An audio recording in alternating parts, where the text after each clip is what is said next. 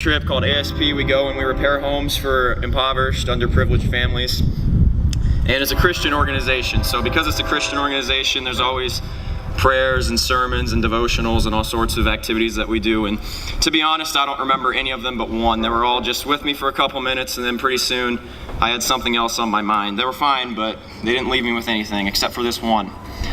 This is the one lesson that from 18 years of church, I actually carry with me everywhere that I go. I mean, as a lifelong Catholic, I definitely see the world in a different view and act accordingly, but I think this one gives a lot of clarity on how I think the world should work, and I think that regardless of your beliefs, you'll like it if you give it a chance. So I need everyone to close their eyes. This is anonymous, so close your eyes, please. I'm going to ask you a question, and the answer is going to be a number, so you're going to hold up your answer with fingers. If you think it's six fingers, etc. So the question is, according to the Bible, how many people walked on water?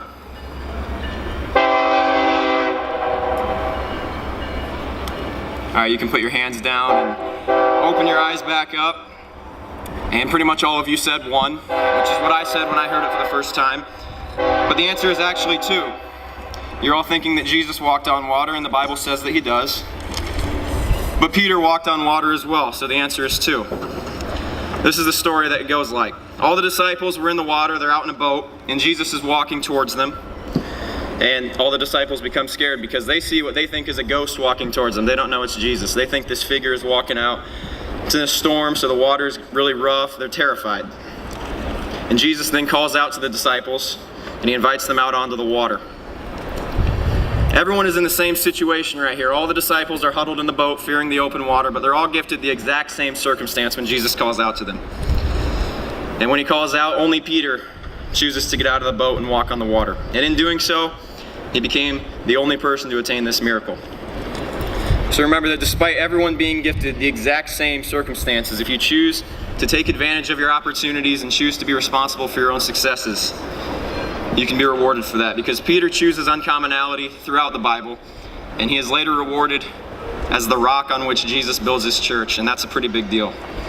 He only deviated from the other disciples in that he was willing to get out of the boat and realize he was responsible for his own successes, and because of that, he was rewarded. I'm sure you're probably ready for me to get off this stage pretty soon, but I do have one more thing. So as a lot of you guys know, I'm pretty big into politics. So I was reading a book on immigration policy. I heard that's what the cool kids do these days. I was in my room, reading this book. It's called Who Are We by Samuel Huntington. So if any of you guys want to read about migration and demographics, it's a great read. But anyways, he includes this letter in his book. It's an excerpt from a guy named Philip Schaff, and for those of you who know American history pretty well, he was a Swiss-born, German-educated immigrant who moved here to America to help reform the Protestant church within America. And he was writing a letter to other potential immigrants about what they needed to do to have success in the United States.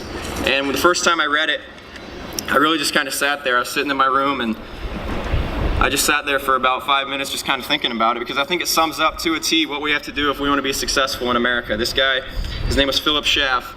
He wrote, "The genuine American despises nothing more than idleness and stagnation. He regards not enjoyment, but labor, not comfortable repose, but busy unrest as the proper earthly lot of man." So that's kind of a mouthful. I'll read it one more time. He says, "Despise nothing more than idleness and stagnation.